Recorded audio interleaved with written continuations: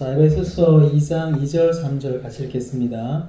그때 너희는 그 가운데서 행하여 이 세상 풍조를 따르고 공중의 권세 잡은 자를 따랐으니 곧 지금 불순종의 아들들 가운데서 역사하는 영이라. 전에는 우리도 다 그 가운데서 우리 육체의 욕심을 따라 지내며 육체와 마음에 원하는 것을 하여 다른 일과 같이 본질상 진노의 자녀이었더니. 아멘. 오늘은 죄와 상처는 사탄의 통로이다라는 제목으로 말씀을 나누겠습니다. 원래 축사 사역은 아시다시피 메인 사역이 아니에요. 저의 주 사역은 뭡니까?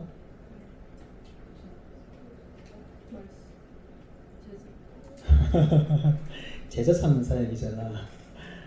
제자 삼는 사역이고 예수께서 분부한 모든 것을 가르쳐 지키도록 하는데 이제 제 모든 사역에 초점이 있습니다. 근데 이제 사람을 돕다 보면 그 가운데 귀신 들린 사람도 만나고 정신병이 있는 사람도 만나고 신경증 있는 사람도 만나고 인격장애가 있는 사람도 만납니다. 근데 여러 가지 어려움이 있는데 뭐 고난과 고통이 있는 사람들은 전부 다 하고 그러한 조금 더 어려운 그런 경우의 사람들을 만납니다. 근데 이제 문제는 뭐냐면 그 사람들이 신앙에 관심이 없으면 간단해요. 예수 그리스도께 관심이 없으면 그냥 나도 어떻게 할 수 있는 부분들이 없기 때문에 지속적으로 이제 전도 차원에서만 만나면 돼요. 이렇게 아픈 마음에 어떤 병이 있는 친구들 중에서도 예수를 잘 믿고 싶어하는 사람들이 있습니다. 그렇게 이제 시작이 된 거예요. 그래서 이제 여러 가지 방식으로 사람들을 돕다가 보니까 지금은 이제 아까 말씀드렸던 귀신 들림이나 신경증이나 정신병이나 인격장애가 있더라도 제가 이제 도와주고 또 회복되는 그런 은혜까지도 이제 받고 있는 상황입니다. 그 중에 제일 힘든 게 뭘까? 인격장애가 제일 힘들어요. 다른 것들은 이렇게 간단하진 않은데 비교적 간단해요. 인격장애가 제일 힘들어요. 왜냐하면 인격장애는 그 사람 자체가 꼬여있는 거거든. 귀신 들림이나 신경증이나 정신병은 말하자면 나무가 있으면 나무에 이제 벌레가 온 거예요. 그럼 벌레를 쫓아내면 되겠죠. 그러면 이제 쫓아내는 방법과 원리가 있기 때문에 그것만 하면 비교적 간단하게 해결돼요.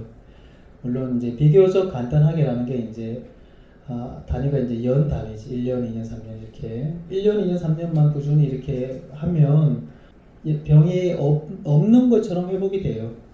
전혀 문제 없이. 귀신 들림도 마찬가지고 이건 앞으로 이제 몇 주간 계속해서 말씀드리겠습니다. 인격장애는 더 오래 걸립니다. 인격장애는 아까 나무에 벌레가 온 게 아니고 나무 자체가 꼬여 있는 거예요. 그래서 내가 이렇게 얘기하면 로 듣는 게 아니고 이렇게 듣고 이상하게 들리는 거예요. 그 사람이 이상하게 듣는 거예요. 내가 아무리 좋은 호의로 이렇게 하십시다라고 해도 그게 안 먹히는 거예요. 그래서 이제 인격장애가 있는 경우에 이제 힘들어요.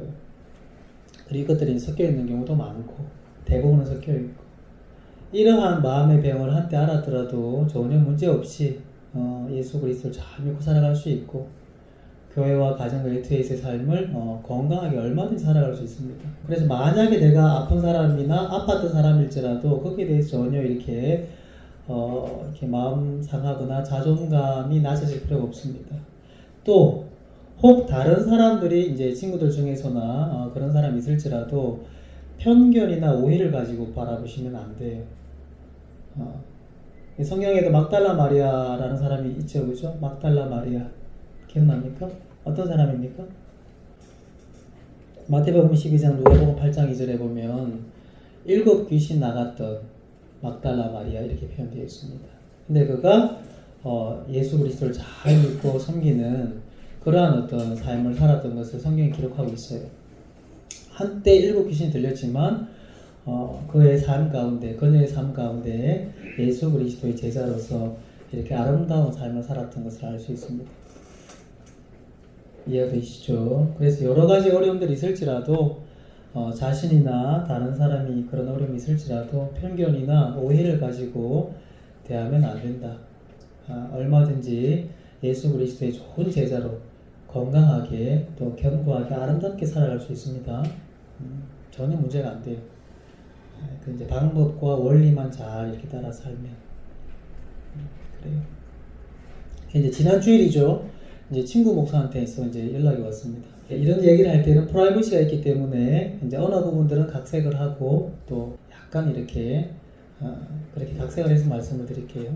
이제 내용적인 부분들은 당연히 다 사실이고요. 상담 가운데 죄나 상처를 오픈한 그런 부분들은 가능하면 얘기하지 않고 사회 가운데에서 있었던 객관적인 그런 사실들은 교육 차원에서 또 교훈의 차원에서 말씀을 드립니다. 근데 아직도 끝이 아니고요. 이제 이따가 설교 진행하면서 말씀드리겠지만 귀신이 들어올 때 혹은 다른 질병도 마찬가지고 다 원인이 있습니다. 근데 나가라고 해서 그냥 안 나가요. 예수 그리스도께서 가지고 계신 어떤 특별한 권능으로 나가라 했을 때 이렇게 한 번에 나가는 경우도 있고 몇 번 만에 나가는 경우도 있습니다. 근데 이제 실제로 사역을 해보면 한 번 사역했을 때 한 2시간, 3시간 이렇게 해서 몇 번 만에 나가는 경우는 거의 없습니다. 굉장히 빨리 나간 거예요. 기본적으로 몇 주에서 몇 달이 걸려요. 몇 달. 그렇게. 왜 그러냐면 귀신이 들어오기까지의 원인과 이유가 있는데 그것을 제거하는데 시간이 걸리기 때문이에요. 축사 사역을 할 때 제일 큰 오해가 뭐냐면 예수 이름으로 나가라 그러면 바로 나가야만 될 것 같은데 실제로 그렇게 안 되는 거예요. 나도 여러 번 해봤고 또 전문 사역자들의 어떤 현장이나 그들의 이렇게 말을 여러 번 이렇게 다양한 케이스를 들어봤는데 아까 말씀드렸던 것처럼 그렇습니다. 한 번만이 안 돼요. 그래서 이제 여기에서 오해가 있는 거예요. 또 이제 가서 이렇게 얘기하면 더 센 놈 데리고 와 이렇게 하기도 하고 뭐 끔찍도 안 하는 경우도 많고 이번에도 가서 이제 기도를 하는데 평소에는 이렇게 자기 정체를 드러내다가 가족들이랑 같이 있을 때 약간 이유가 있다고 그랬죠. 그렇죠? 가정적인 어려움도 있고 할아버지 때나 그 위쪽에 어려움도 있고 본인의 당연히 어려움도 있고 그렇습니다. 근데 이렇게 목회자 가서 기도하면 아무렇지도 않게 멀쩡한 척을 해요.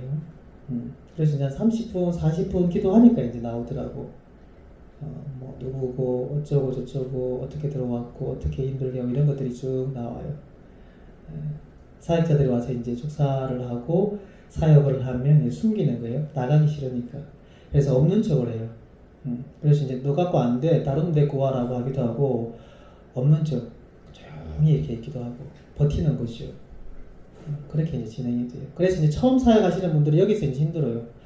한참 기도해도 전혀 어떤 미동도 없거든. 그러니까 이제 힘든 거예요. 사역자들이. 그러니까 없나 보다 하고 이제 가기도 하고. 그 다음 특별히 이제 성도들 데리고 오면 더 힘들어. 이게 이제 뭔가 이렇게 하면 기도하고 이렇게 하면 역사가 나타나고 이렇게 해야 되는데 아무렇지도 않아. 그러면 이제 사역자로서의 입장이 있거든. 이해가 돼요? 민망한 거야 이제. 이제 그런 문제가 있는 거예요. 그래서 이제 교육을 하는 거예요. 앞으로도 뭐 여러 가지 사역들을 할 텐데 현장에서 혹은 이제 사후에 사전에 교육을 겸해서 이렇게 합니다. 그래서 이제 한참 1시간 이렇게 기도해야 이제 그때부터 시작인 거예요. 정체를 드러내고 발작을 하고 물론 더 빠른 경우도 있고 더 늦는 경우도 있습니다. 이번에는 30-40분 지나니까 그 안에 있는 악한 영이 정체를 드러내고 이제 사역을 시작할 수 있었던 거예요. 죄의 책입니다. 이제 귀신과 대적하는데 여러 본문들이 있습니다. 이 본문이 시작이에요. 이 본문이 시작이에요. 왜 그러냐면 보세요. 이제 귀신이 역사하는 데는 3가지 방법이 있습니다. 3가지. 첫째는 직접적으로 개입하는 거예요. 왜 하나님께서도 초자연적으로 직접적으로 개입하시기도 하시고 자연스럽게 하시기도 하시고 자연 법칙에 넘겨두시기도 하시지요. 사탄도 여러 가지 방법으로 일을 하는데 직접적으로 역사를 해요. 직접적으로 이 당분간 몇 주간 요걸 다룰 겁니다. 그리고 세속적인 세계관으로 역사를 해요. 이게 보시면 그때 너희는 그 가운데 생활 이 세상의 풍조를 따르고 그랬죠. 그죠? 풍조. 이게 뭐겠습니까? 세속적인 세계관, 세상의 가치관이에요. 불순종의 아들들 가운데 직접적으로 역사하는 영이 있죠. 이게 이제 사탄의 직접적인 개입이에요. 그리고 보세요. 육체의 욕심을 따라 육신의 종류, 탐심이나 이런 부분들을 가지고 살아가게끔 유도하는 거. 이게 이제 육적인 탐심을 가지고 역사를 하는 거예요. 이렇게 사탄도 다양한 방법으로 합니다. 그래서 보세요. 사탄이 직접적으로 개입하는 부분들은 능력 전쟁을 하는 거예요. 능력 전쟁. 그 다음 세속적 세계관으로 생각을 자꾸 바꾸고 가치관을 바꾸는 부분들은 진리전쟁이에요. 뭐가 진리냐? 성경이 진리다라는 거죠. 능력전쟁은 누가 세냐? 누가 강하냐? 성령의 능력으로 이제 축사를 한다든지 이렇게 하는 거예요. 그리고 육적 탐심은 뭐냐면 내가 마음에 안목의 정욕, 육신의 정욕, 이생의 사랑들이 있는데 이건 뭐냐? 거룩함의 전쟁이에요. 그래서 진리세계 앞부분에 보면 친밀함, 통치권, 재생산이 있죠. 친밀함은 이 거룩 전쟁이에요. 하나님과 친밀함으로 거룩해지는 거라. 사람이 자기 반성한다고 거룩해지는 게 아닙니다. 내가 큐티할 때 자기 반성이 아니에요. 자아 비판이 아니에요. 뭐 중심의 큐티라고? 임재 중심의 큐티, 적용 중심의 큐티 아닙니다. 그 말씀을 통해서 하나님과 만나야 돼요. 하나님의 임재를 추구하는 겁니다. 나 이거 고쳐야 돼. 이게 포인트가 아니에요. 그거 하면 안 된다는 뜻이 아니라 자아 비판이 아니에요. 큐티가. 설교가 자아 비판이 아니에요. 여러분 이거 잘못하고 있기 때문에 이렇게 하지. 이게 아니에요.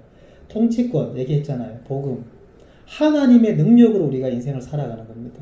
내가 내 힘으로 살아가는 것이 아니라 거룩도 마찬가지예요. 내가 이것도 안 하고 저것도 안 하고 거룩해지는 게 아닙니다. 하나님께서 나에게 임재하시면 내가 거룩하게 되는 겁니다. 하나님께서 모세에게 임하셨을 때 네가 선 곳은 거룩한 땅이다. 신발을 벗으라. 하나님께서 임재한 그곳이 거룩한 땅이 되고 하나님께서 나에게 임재하실 때에 내가 거룩한 사람으로 살아가는 거고 하나님께서 내 가정에 임하실 때에 우리 가정이 거룩한 가정이 되고 하나님께서 일터에 임하실 때에 나의 일터가 거룩해지는 거예요. 그 가운데 물론 우리가 진리의 말씀에 순종하는 그 삶을 전제로 하는 거죠. 자, 진리 전쟁은 뭐겠습니까? 통치권이죠. 내가 진리에 순종하기도 하고 세속적 가치관, 사탄이 주는 그 가치관에 순종하기도 해요. 그래서 이건 통치권 전쟁이에요. 진리 전쟁 동시에. 그리고 능력 전쟁은 뭡니까? 전도, 양육, 생산, 재생산의 전쟁이 되는 겁니다. 다른 사람을 사탄의 그 손 아래에 있는 그러한 사람들을 진리로, 말씀으로, 성령의 능력으로 하나님의 백성으로 이제 뺏는 거예요.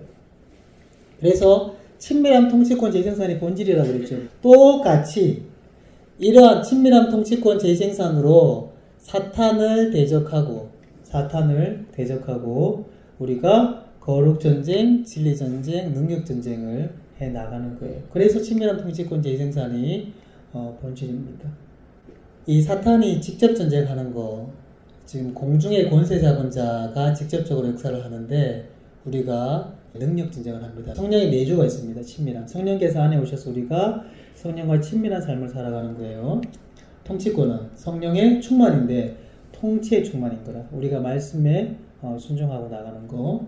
그럼 재생산은 능력 전쟁이죠. 능력의 성령 충만입니다. 그래서 성령 충만은 통치의 성령 충만과 능력의 성령 충만이 같이 있다고 말씀드렸습니다. 진리책에 거기 친밀한 통치권 재생산 보면 이 내용이 그대로 들어가 있습니다.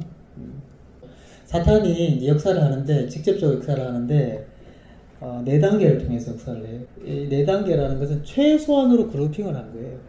예를 들면 이것을 10단계로도 만들 수가 있어. 5단계로도 만들 수가 있고. 이해가 되시나요? 그래서 어떤 사람이 7단계라 하더라. 그러면 우리 목사람 4단계라 하던데요. 상관이 없어. 7단계는 10단계든 100단계든. 100단계는 이제 기억을 못 하잖아. 그지? 복잡하지. 그래서 이제 최소한으로 했을 때에 4가지로 그룹핑을 하는 것이다. 이렇게 이제 이해를 하시면 돼요. 첫 번째는 뭐냐면, 우리에게 사탄이 생각을 불어넣어줘요. 두 번째는, 눌러요. 눌림이 생깁니다. 첫 번째 단계 생각은 스쳐가는 생각이 이렇게 스쳐가는 생각입니다. 근데 두 번째 눌리는 것은 내가 이제 영향을 받습니다. 생각과 감정의 영향을 받아요. 이런 부분들 여러분들이 경험을 해요. 세 번째는 뭐냐면 강제를 당해요. 강제. 네 번째가 빙의라. 빙의가 이제 이때 이제 축사를 하는 거예요. 하나씩 볼게요. 요한복음 13장 2절 시작. 마귀가 벌써 시몬의 아들 생각을 넣었더라. 자, 이 앞에 누가 계십니까 지금? 예수님이 앞에 계시잖아요 지금. 또 마태복음 16장에 보면 예수님 나 곧 죽으러 간다. 인자가 십자가에 매달려야 된다라고 했을 때 베드로가 딱 맞죠. 근데 예수님께서 뭐라고 책망하세요? 사탄아 내 뒤로 물러가라. 우리가 오해하는 게 뭐냐면 교회에 있으면 귀신이 역사하지 못할 거야 라는 오해가 있어요. 예수님 앞에서도 사탄이 일을 한다니까요. 심지어는 예수님 금식하며 기도하시는데 와서 유혹하잖아. 그러면 우리는 언제 어디서나 사탄의 공격에 노출이 되어 있다는 거예요. 물론 이제 보통 때는 생각할 필요가 없습니다. 하나님께서 보호해 주시기 때문에. 지금 이게 이해가 되나요? 어디 기도원에 가서 기도한다고 사탄이 일을 못할까? 전혀 상관이 없는 거야. 큰 교회 목회자가 되면 사탄이 일을 안 할까? 전혀 상관없는 거. 예수님도 유혹하는데. 예배드리는 시간에 사탄이 유혹 안 할까? 그럼 이 시간에는 사탄이 유혹을 못할까? 일을 못할까? 전혀 상관이 없는 거예요. 내가 신앙이 좋으면 사탄이 건드리지 않을까? 전혀 상관없는 거예요. 예수님도 건드리는데 바울도 죽이려고 하는데. 그러면 내가 아예 사탄이 편이 되면 건드리지 않을까? 이제 같이 손잡고 지옥 가는 거지. 귀신 들린 무당이 그 말년이 비참하고 사탄의 종로로 타다가 지옥에 떨어지는 것처럼. 그런 방법은 한 가지밖에 없죠. 계속 우리가 성장해 나가면서 계속 사탄을 대적하고 하나님께 순종하는 삶을 살아가는 거에 유일한 방법입니다. 그래서 사탄이 직접 개입하는데 첫 번째는 생각이에요. 스쳐가는 생각들. 생각은 물론 내가 주는 내 생각도 있습니다. 내 생각. 사탄이 주는 생각도 있습니다. 하나님 주는 생각도 있습니다. 그걸 이제 분별을 하는 거죠. 근데 이제 명확한 것들이 있지. 가족들이 사고 나는 그런 생각들이 슥 스쳐 지나가는 적 있지 않나요? 계단에서 구른다든지, 아이들이. 내가 원하지 않죠, 그죠? 내가 원하지 않습니다. 내가 어떻게 우리 가족들이 교통사고 난다든지 그런 장면이 슥 스치고 지나가. 계단을 구른다든지. 내가 원하지 않죠? 하나님 원하십니까? 안 원해요. 우리의 마음에 드는 생각, 감정, 의지는 소스가 3개거든. 사탄, 자기 자신, 하나님. 그러면 그거 하나님도 아니고 사람도 아니잖아. 사탄이 주는 거지요. 이해가 되시죠? 이게 이제 사탄이 주는 생각이라. 어떤 생각들은 내가 생각하는 것도 있어요. 또 괜히 우울하거나 힘 빠지거나 괜히 믿거나 하는 생각들이 쓱 스쳐 지나가잖아. 이런 것도 마찬가지. 이제 표현이 생각 이렇게 되어 있는데 가벼운 생각과 감정을 사탄이 이렇게 탁 건드리는 그러한 부분들이 있습니다. 과거에 어떤 것들이 딱 생각나기도 하고. 이때 사탄은 내 안에 들어와 있는 게 아니에요. 밖에서 이렇게 하는 거예요. 근데 여기에서 내가 이제 다운되어 있거나 힘들거나 이렇게 되면 그 생각을 딱 붙드는 거라. 그러면 이제 더 힘들어지겠죠. 그 다음, 그건 이제 눌리는 단계로 들어가겠죠. 여기서 딱 끊어내면 되죠. 사탄아 물러가라. 나는 예수 그리스도의 종이고, 예수 그리스도 말씀만 딱 붙들고, 말씀을 생각하고, 그 말씀에 나의 생각과 감정과 의지를 붙드는 삶을 살아가면 돼요. 눌리는 단계는 뭐냐면, 부정적인 감정이나 생각에 사로잡히는 겁니다. 사로잡혀요. 미움이나 분노에 사로잡혀 한참 머리가 지끈지끈 잠이 오지 않을 정도로 사로잡히는 거예요. 물론 내가 하는 것도 있습니다. 분명히 내가 하는 게 있습니다. 근데 사탄이 그렇게 주도적으로 역사하는 부분들이 있다는 얘기예요. 그 다음 교회 예배 이렇게 왔는데 이렇게 조는 사람들이 있잖아. 조는 사람들 지금은 없네. 깜짝 놀라겠다. 저런 사람들 중에 다 사탄이 이렇게 누르는 게 아니고 그 중에 사탄이 누르는 현상으로 졸음이 오기도 합니다. 어떤 사람은 몸이 피곤해서 졸음이 오기도 합니다. 그렇죠? 근데 내가 몸이 컨디션이 괜찮아. 예배 시작하면 졸기 시작해서 끝나면 말짱하게 이렇게 깨. 이런 사람도 있거든. 이건 좀 의심을 좀 해봐야 돼. 이게 반복적이야, 이게. 성령을 못 받아가지고 지루해서 졸 수도 있습니다. 그냥 귀신이 누르는 거 아니에요. 이게 다양한 케이스가 있다라는 걸 얘기를 해줘요. 축사하는 사람들이나 이쪽에 빠져있는 사람들은 모든 게 귀신의 역사야. 넘어지는 것도 넘어지게 하는 귀신이야. 감기 걸려도 감기 귀신이야. 이건 너무 이제 오버하는 거예요. 자연 법칙이 있는데 뭐 하는 영 이렇게 다 그걸 붙여. 그 다음 미워하는 것도 아까 말했잖아. 지가 미워하는 게 있거든 분명히. 근데 미워하는 영이 역사할 때 지가 미워하는 건데. 그래서 이제 그것들을 구별하고 설령 미워하는 영이 와서 나를 건드릴지라도 내가 거기에 마음을 동하는 거예요. 영의 기름 붓는 역사가 있다고 얘기했잖아, 그지? 성령도 내가 이러한 마음의 소원이 있으면 그 소원을 선하게 인도해 가시고 이끌어 가시는 게 성령이시고, 내가 미움을 시할 수 있다면 귀신이 건드려서 그걸 계속 키워가는 거예요. 그게 분명히 내 책임이 있는 거야. 그래서 이제 말만 하면 무슨 귀신 이거는 이제 아니에요.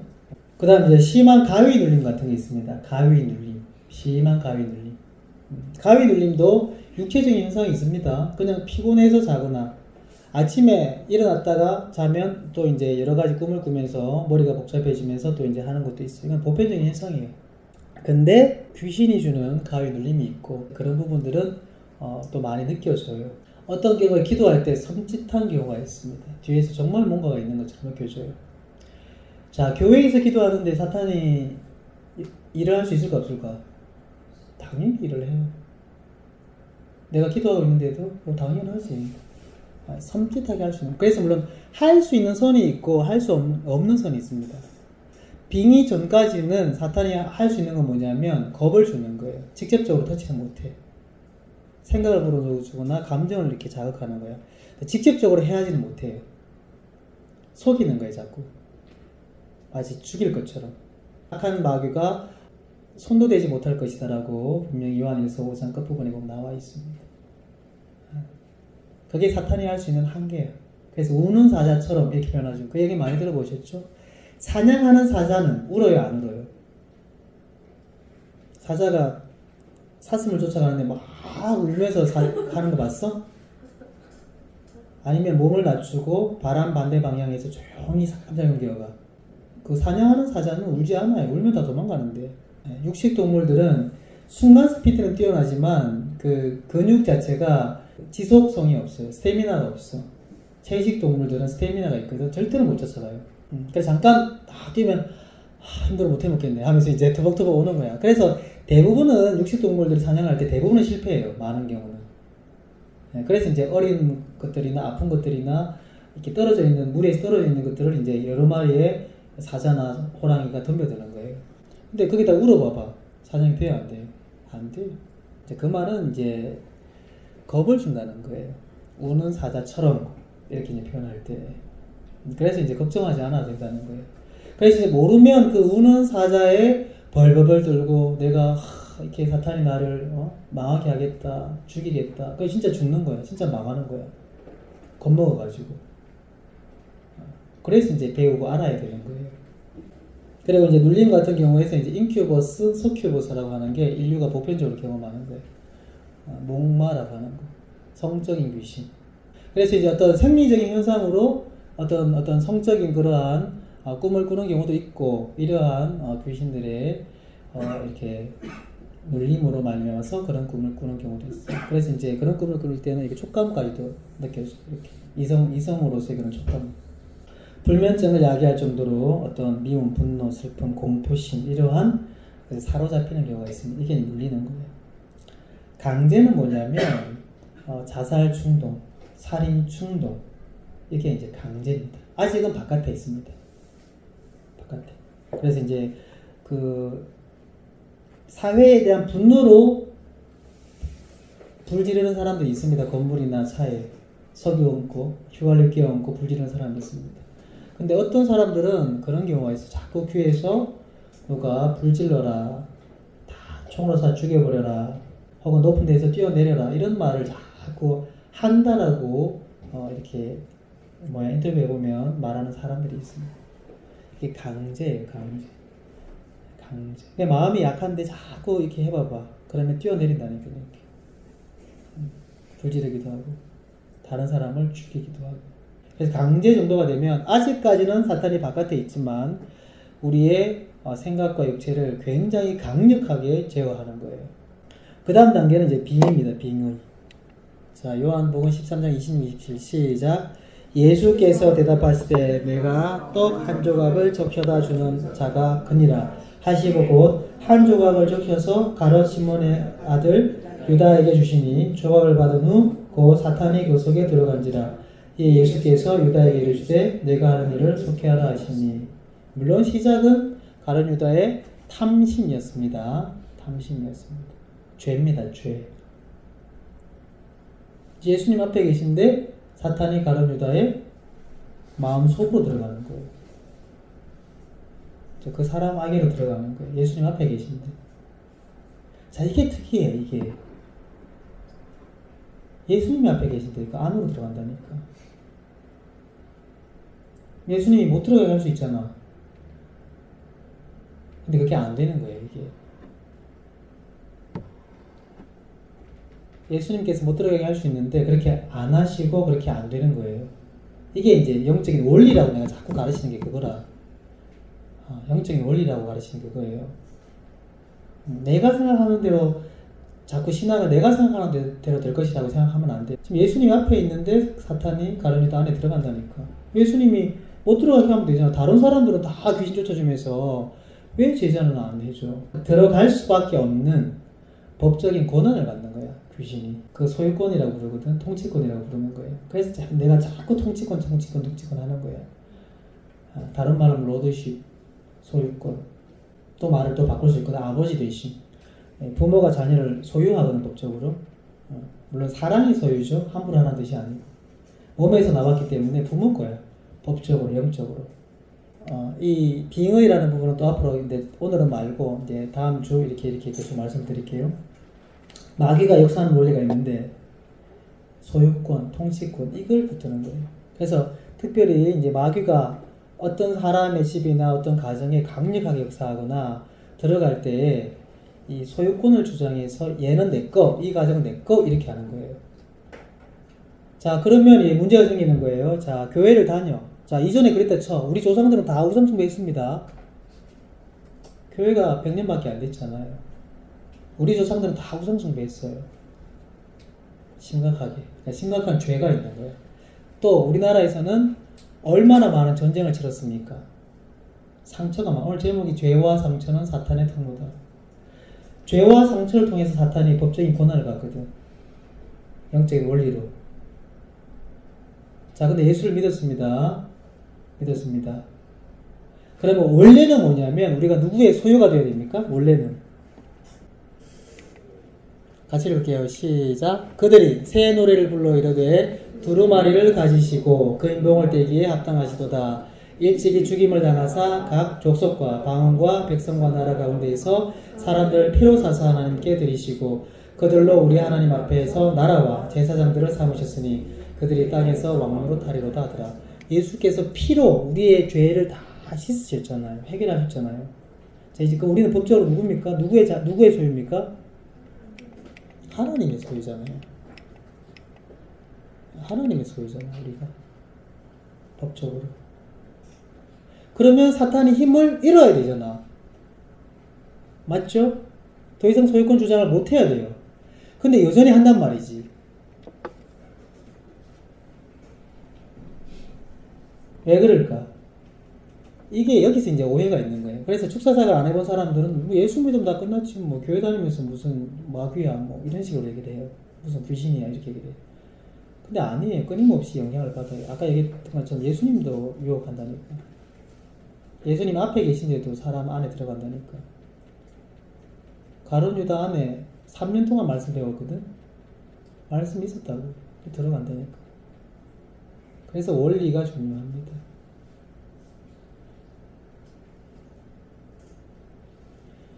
자, 교통사고가 났습니다. 그러면 보험을 들었어. 그러면 어떻게 하면 보험을 사용할 수 있습니까? 보험회사 연락해가지고 사고 났다고 해결해달라 그러면 끝나잖아요. 그죠? 교통사고 났어. 보험을 사용을 안 해. 그러면 그 보험을 든 것에 유익을 누릴 수 있습니까? 없습니까? 없는 거예요. 효과가 없는 거예요. 이거랑 같은 거예요. 자, 우리가 예수를 믿습니다. 교회를 다녀요. 원래 예수께서 모든 죄를 사하셨고 모든 저주를 다 가져가셨어요. 갈라디아 3장 13절. 그가 나무에 달림은 우리를 위해서 대신 저주받았다. 신명기 21장 22, 23 나무에 달린 자는 저주받았다. 그래서 사도 바울이 오해했다고 그랬죠. 예수님이 저주받은 게 아니고, 그러니까 예수님의 자기 죄를 저주받은 게 아니고 사실은 예수님이 저주받은 게 맞는데 우리의 죄, 우리의 저주를 예수님께서 대신 받으신 거예요. 사도 바울이 나중에 그걸 깨닫고 갈라디아서 3장 13절에서 얘기를 하는 거죠. 그래서 법적으로 끝났어. 근데 문제는 뭐냐? 어떻게 그러면 그게 유효하게 되냐? 우리의 삶 속에서 어떻게 유효하게 될까? 말씀의 순종함으로 유효하게 되는 거예요. 자, 가정 말씀드렸죠. 가정. 자, 열심히 기도하면 성경적인 가정 됩니까? 안 된다니까. 본인이 성경적인 아내 남편으로 엄마 아빠로 준비되고 그런 배우자를 만나서 함께 양육받으면서 준비되어 가는 거라. 왜냐하면 성경적인 아빠로 준비되어서 결혼한 사람이 어디 있어? 엄마로 준비되어 결혼한 사람이 어디 있어? 아내로 남편으로 준비되어서 결혼한 사람이 어디 있습니까? 어느 정도 준비가 되어서 이제 계속 살아가면서 이렇게 점점 성숙과 더불어 준비가 되어가는 것이. 근데 본인은 성경적인 아내가 아니야. 성경적인 엄마가 아니야. 아빠와 남편이 아니야. 근데 열심히 기도해. 성경적인 가정 되게 해달라고. 자식들 잘 기억해달라고. 됩니까? 안 됩니까? 안 된다 그러잖아요. 기도는 하지만, 교회는 다니지만 집안은 풍비박산되는 거예요. 그래서 제가 끊임없이 말씀드리잖아요. 교회 가정 일터에서 성경적으로 살자고. 지상사명 마태복음 28장 18절부터 20절. 예수께서 분부하신 모든 것을 가르쳐주게 하는 것. 그게 축복이에요. 그게 부담이 아니고 그게 축복입니다. 진리를 주셨고 우리가 진리대로 살아갈 수 있는 기회를 주셨고 진리를 가르치고 진리대로 살아갈 수 있도록 양육하는 목자가 있고 그렇게 살아가는 지체들이 있다는 게, 공동체가 있다는 게 그게 축복이라요.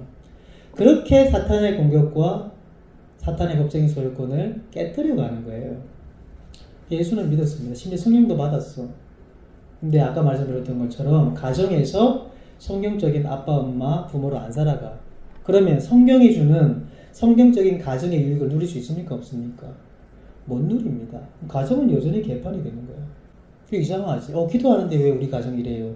이렇게 되는 거예요. 당연하지. 그게 영적인 원리가 아닌데. 그 사람들이 계속 오해하고 착각하는 거예요. 그게 40일 금식하면 될 것처럼 생각해.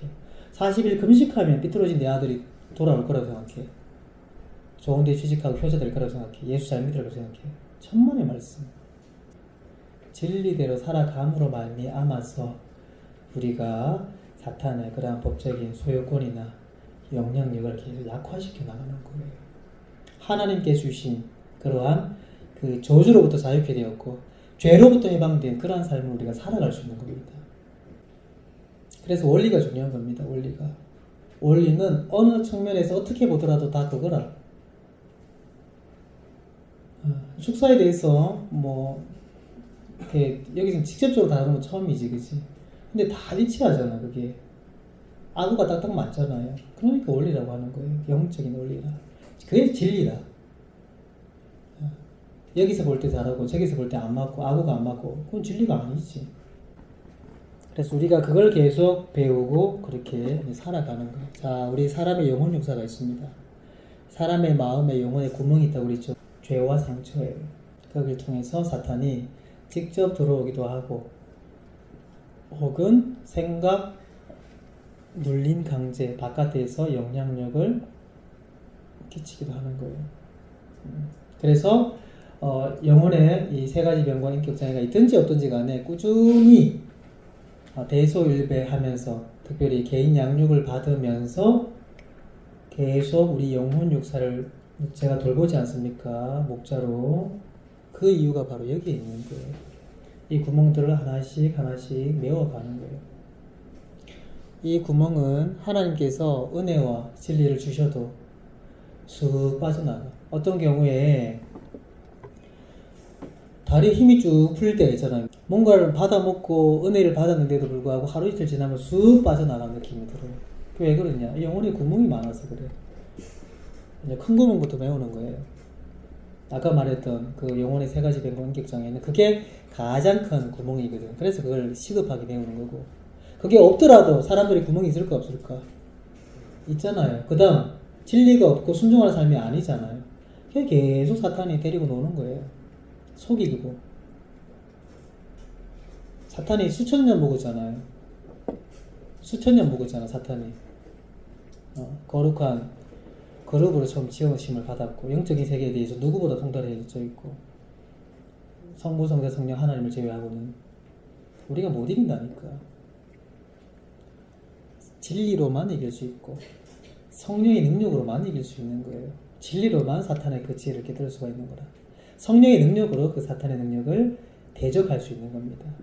능력 전쟁이에요. 세계관 전쟁이에요. 진리 전쟁이에요. 거룩 전쟁이에요. 죄와 상처. 거룩하냐 거룩하지 않느냐의 문제지. 그래서 영혼의 구멍들을 우리가 대술배하면서 특별히 개인 양육을 하면서 이걸 막아나가는 거예요. 그럼 내가 왜 개인 양육을 계속하냐? 이것 때문에 그런 거지. 그냥 왔다 갔다 해서 이게 안 막아진다니까. 재미없어도 계속해서 영적인 원리를 가르치고, 이 영적인 원리의 재미를 느껴야 되는 거예요. 이제 반대로 내가 웃기는 말을 해서 웃는 게 아니고, 영적인 원리의 재미를 느끼고, 영적인 원리를 내 삶 속에 적용하고, 영적인 원리대로 되어지는 것들을 보면서 영적인 즐거움을 이제 여러분들이 알아야 되는 거예요. 그게 교회예요. 그게 신앙이에요. 개콘 흉내내고 웃기고 그게 아니라, 이 귀한 시간에 그런 뻘짓을 하는 게 아니지. 그래서 사탄은 죄와 이 상처, 이 두 가지를 통해서 사람을 쥐고 흔들고 조정한다. 이것들을 막아 나가야 되는 거예요. 어떻게 한다고요? 대소일배를 통해서 하는 거라.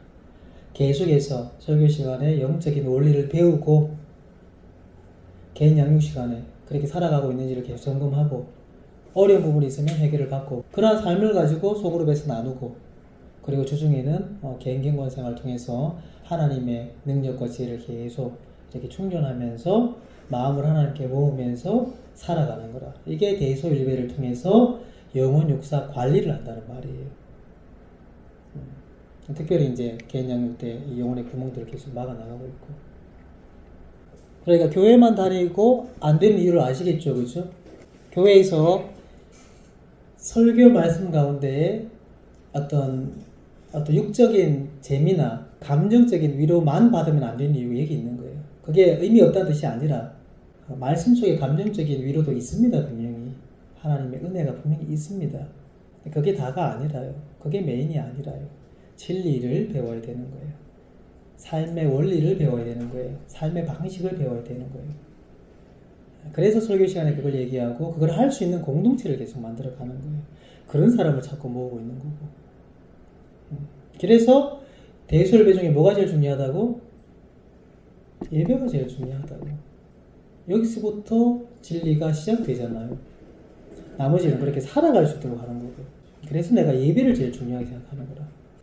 자, 이사야 59장 2절 첫 번째 죄악입니다. 시작. 오직 너희 죄악이 너희와 너희 하나님 사이를 갈라놓았고, 너희 죄가 그의 얼굴을 가려서 너희에게서 듣지 않으시게 함이니라. 아멘. 사람에게 그 죄가 있을 때 하나님과의 사이를 갈라놓습니다.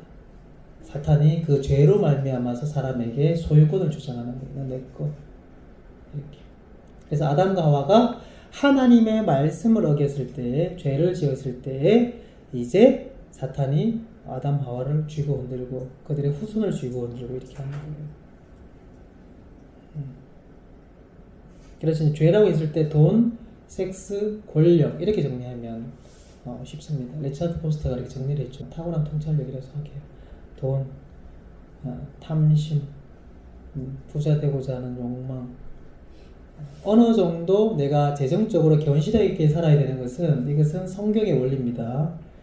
네, 돈에 사로잡혀 있고, 탐심에 빠져 있고, 돈의 든든함을 느끼고, 이거는 이제 죄예요. 섹스, 성적인 죄들, 권력, 명예욕, 이런 부분들, 다른 사람들을 쥐고 들고도 하는 그러한 부분들이 다 죄입니다. 뿐만 아니라 개인적인 죄뿐만 아니라 우리 조상들이 지었던 그러한 죄들까지도 우리에게 영향력을 줍니다. 자, 내 할아버지가 도박으로 100억을 날렸습니다. 실제 회개한다고 복구가 됩니까? 안 돼요. 그 죄값 치러는 거라 그랬죠. 자, 100억을 날렸습니다. 그럼 나는 그걸 물려받을 수 있습니까? 없습니까? 없잖아요. 영향력을 받아요. 자, 우리 아버지가 귀신 들렸습니다. 그럼 내가 영향이 있습니까? 없습니까? 성장 과정 가운데 다 영향이 있죠. 그리고 말했죠. 모든 자식은 아버지 소유라고. 그 몸에서 영혼과 육체가 나왔기 때문에 아버지의 소유가 되는 거예요. 아버지를 소유했던 귀신이 그 영적인 고난을 요구를 한다니까. 물론 그렇게 간단하게 이어져 가는 건 아니에요. 간단하게 이어져 가는 건 아니에요. 빙이라는 그 상태 자체가 이렇게 쉬운 상태, 흔한 상태는 아니기 때문에.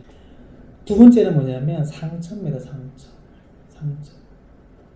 그래서 이제 어릴 때 심한 폭행을 당했다든지, 친구들한테 폭행을 당했다든지, 부모로부터 폭행을 당했다든지, 폭행 당하는 것을 봤다든지, 여자들 같은 경우에 어떤 심한 어떤 성폭행을 당했다든지.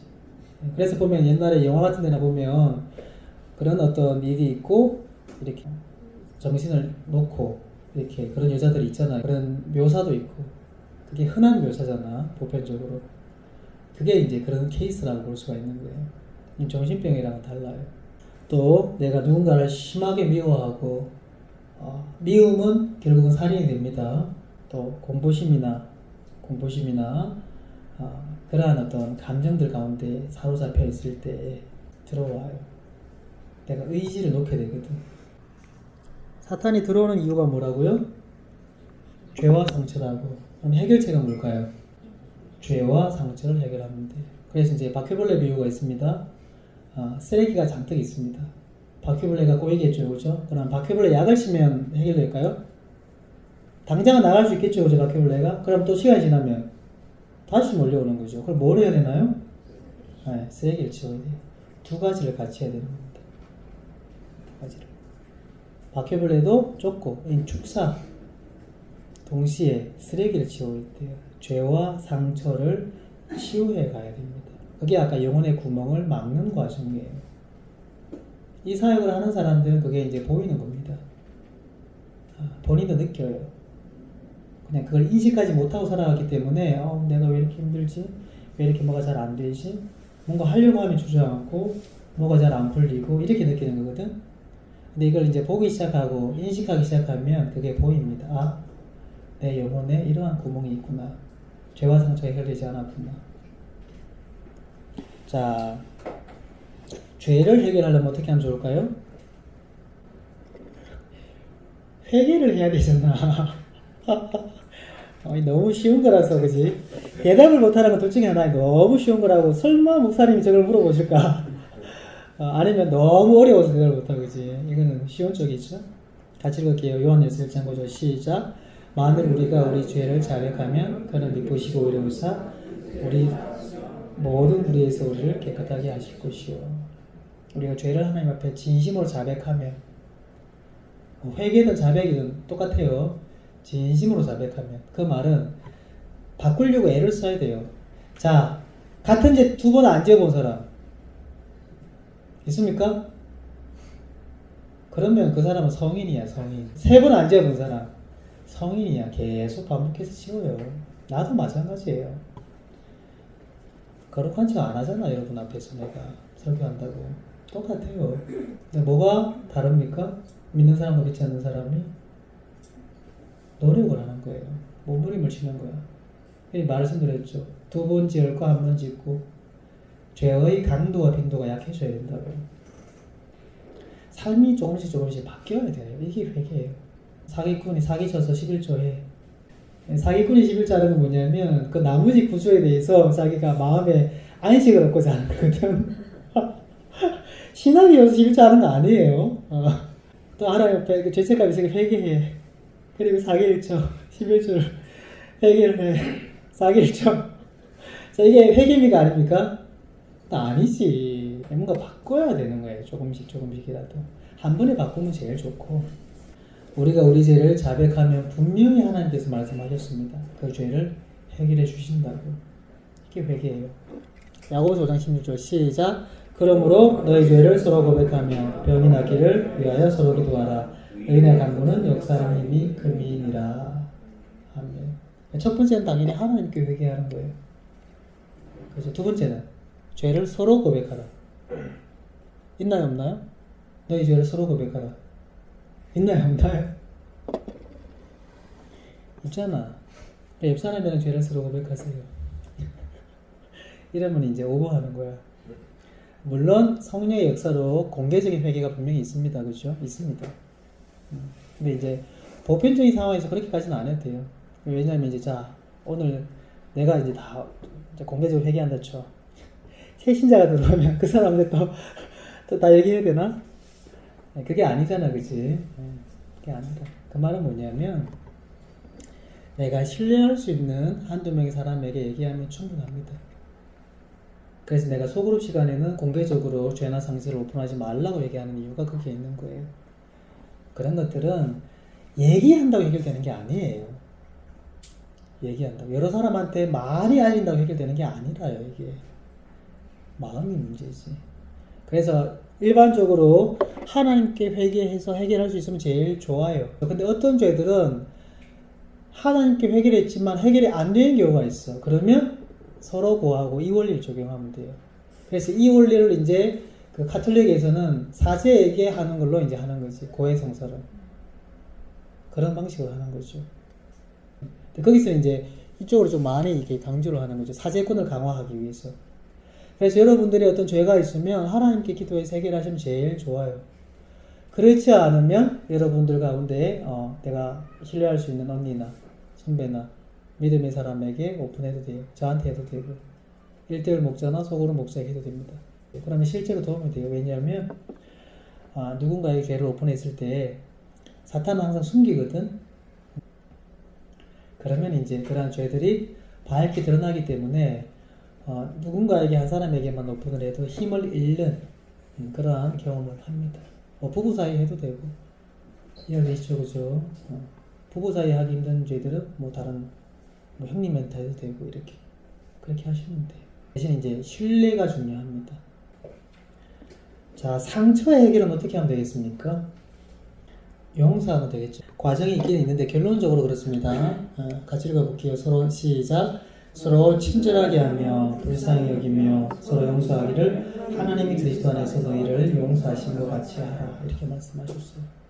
좀 더 강하게 표현하신 구절에서는 너희가 서로 용서하면 나도 용서해 줄 것이고 너희가 용서해 주지 않으면 나도 용서해 주지 않겠다. 이렇게까지 말씀하십니다. 주님께서. 그 말은 이제 구원을 안 시켜준다는 말이 아니에요. 구원은 내가 다른 사람을 용서함으로 받습니까? 아니잖아요. 구원은 성령을 받으면 그 사람은 구원받는 거예요. 이 말은 이제 책망하시겠다는 거지. 거기에 대해서. 내가 용서받은 사람으로 다른 사람을 용서하지 않을 때 그 부분에 대해서 하나님께서 책망하시겠다는 얘기예요. 구원 안 시켜주겠다 이 얘기가 아니고 이건 구원관이랑 연결시키면 오해입니다. 그래서 제가 계속 기도할 때 이거 기도하잖아요. 서로 친절하게 대하며 서로 좀 바라보시면서 서로 친절하게 대하십시오. 얼마나 살기 힘듭니까? 불쌍히 좀 여기시고 하나님께서 우리를 불쌍히 여기십니다. 병이 있든 없든 돈이 있든 없든 건강이 있든 없든 직장이 있든 없든 하나님께서 우리를 불쌍히 여기세요. 하나님 앞에 불쌍한 모습을 써야 되고 서로 용서하고 하나 있으면 막 이렇게 하지 말고 다 괜찮은 사람들 모였잖아요. 실수지. 마음 해결이 안 되면 얘기하십시오. 네가 이렇게 이런 말이나 이런 행동을 했는데 내가 좀 불편하다. 얘기하십시오. 마음 해결이 안 되면 넘어가면 제일 좋고. 그러면 상대방이 오해다 이렇게 하겠죠, 그죠? 오해다. 그렇게 얘기하면 되잖아. 막 쌓아두고 키우고 미워하고 이렇게 하지 말고 좀 계속 살아갈 사람들인데. 그래서 특별한 일이 없으면 이제 한 30년 이상 계속 살아갈 거 아니에요. 어떤 사람들끼리는 평생 이제 죽을 때까지 볼 사람도 있고, 대부분들은 그렇겠죠. 그렇습니다. 그래서 나도 실수할 때가 있고 상대방이 실수할 때도 있고 서로 불쌍히 여기고 서로 용납하고 용서하고 그렇게 좀 살아갑시다. 자기는 완벽한처럼 이렇게 잣대를 가지고 이렇게 얘기하지 말고. 저도 그렇게 안 하잖아요, 여러분들한테. 누가복음 17장 3절 시작. 너희는 스스로 조심하라. 만일 경고하고 회개하거든 용서하라. 다른 사람들에게 상처를 주는 게 해를 입히는 게 죄잖아, 그지? 그 사람은 상처를 받는 거고, 죄와 상처는 계속 가해자, 피해자의 관계로 이렇게 연결되어 있고 순환합니다. 피해자가 그 받은 상처로 어려움이 있고 또 다른 사람들에게 가해를 하게 되고 계속 돌고 돌아요.